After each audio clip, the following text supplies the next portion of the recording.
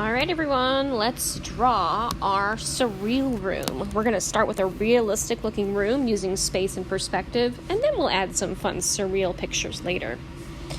So what we're going to do first is we're going to use a pencil and our white piece of paper going vertical, and we are going to make sure we have a tool to help us make straight lines. It could be a ruler, the side of a book, anything that's nice and straight that you can press your pencil up against. First thing I'm going to do is I'm going to find the middle of my paper, and we are going to draw 2 vertical lines in the middle of our paper. And I want you to try your best to make these 2 lines the same length. So see how they are about the same length on each side there? And they're going in the exact same direction. That means one is not at a different angle than the other. That's called parallel. Then we're going to connect these 2 lines with straight lines going vertical. This is the back wall of our room. Now it doesn't look like much yet, but let's add some diagonal lines from each of the corners of this square to the corner of our white paper. 1, 2, 3, and then 4. Now you can see once we added those diagonal lines, it looks like the room is going way back into space to this back wall. This is the ceiling, this is the floor, these are the 2 side walls. All right, let's start now to draw a door on this wall. We are going to find a spot on the ground line, and we're going to make a straight line that goes up, but it doesn't quite touch the ceiling.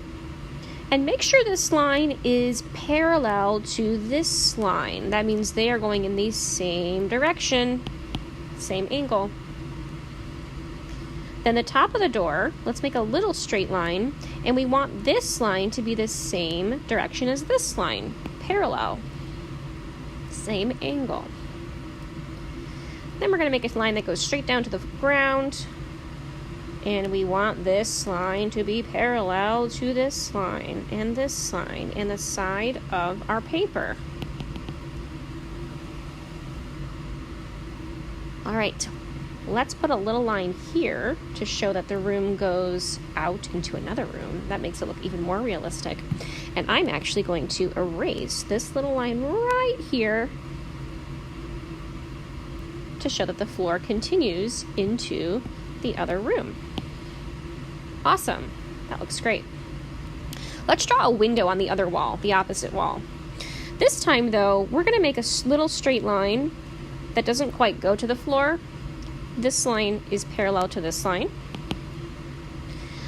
Then we're gonna make some diagonal lines that go towards the edge of our paper. This line is parallel to this line.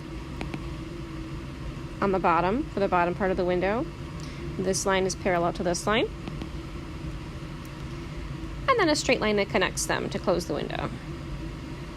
This line should be parallel to this line, and this line. Awesome, that looks great. If you want, you can put a window on the ceiling, a sky window. Straight line, long line. These lines are both parallel to this line. Diagonal line. This line is parallel to this line. And diagonal line. And this line is parallel to this line. Good job. Last, I am going to make another little window on this back wall. Now, because this back wall, we're looking straight on at it, it does not have to be at an angle at all. It can just be a box or rectangle, a regular. Let's add some details to the floor. We're going to make a little checkerboard pattern on the floor, and the first thing we're going to do is just make a straight line, as straight as you can, from the back wall to the bottom of your paper.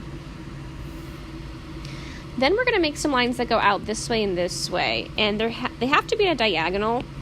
We're going to start at this section over here. Make a line that is very similar to this line directionally. And then in that empty space, make another one. It's not quite as straight as this one, but it's not quite as diagonal as that one. It's at a little bit of a different angle. Same thing for this side. Make a line that is very similar in direction to this line here. And then one more right in the middle there. Awesome. I'm just going to finish this up by making some horizontal lines that kind of break up the floor into a checkerboard pattern.